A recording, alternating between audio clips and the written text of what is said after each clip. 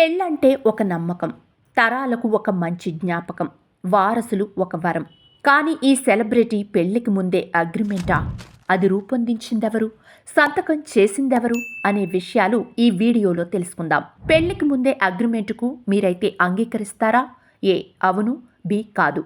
మీ సమాధానాన్ని కామెంట్ రూపంలో తెలియజేయండి. పెళ్ళంటే పందిళ్ళు, తప్పట్లు, తాళాలు, తలంబ్రాలు, మూడే ముళ్ళు, ఏడే అడుగులు, మొత్తం కలిసి 100 ఏళ్ళు. ఇది ఒకప్పటి మాట.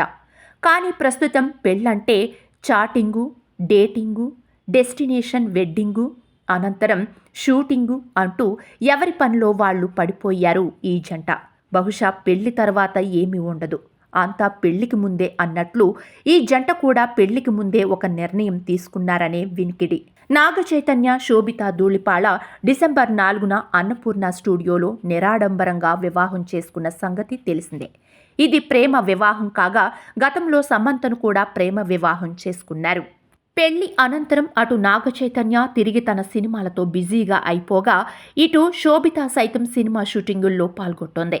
ఇలా ఉంటే సోషల్ మీడియాలో వీరి పెళ్లికి సంబంధించిన ఓ వార్త వైరల్గా మారింది. పెళ్లికి ముందు నాగ చైతన్య, శోభిత ధూళిపాళ ఓ అగ్రిమెంట్ చేసుకున్నారనే ప్రచారం జరుగుతోంది. అగ్రిమెంట్ అంటే వీరిద్దరి మధ్య అనుకున్నారా?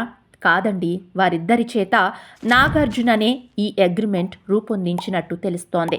ఈ అగ్రిమెంట్ ప్రకారం భవిష్యత్తులో ఏదైనా కారణాలతో ఈ జంట మధ్య మనస్పర్ధలు వచ్చి వీరిద్దరూ విడిపోవాల్సి వస్తే భరణం కింద ఆస్తిలో సగం వాటా ఇవ్వడం జరగదని నాగార్జున ముందుగానే వీరితో స్పష్టంగా ఈ అగ్రిమెంట్ చేయించుకున్నారనే ప్రచారం జరుగుతోంది.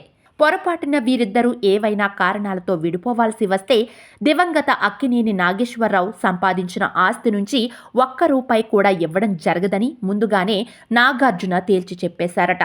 అటువంటి పరిస్థితి వస్తే నాగ చైతన్య సంపాదించిన ఆస్తిలో మాత్రమే భరణం కింద ఎంత చెల్లించాల్సి ఉంటుందో అది మాత్రమే నీకు చెందుతుందని ఓ అగ్రిమెంట్ చేయించి నాగ చైతన్య, శోభితా ధూళిపాళ సంతకాలు తీసుకున్నారట నాగార్జున.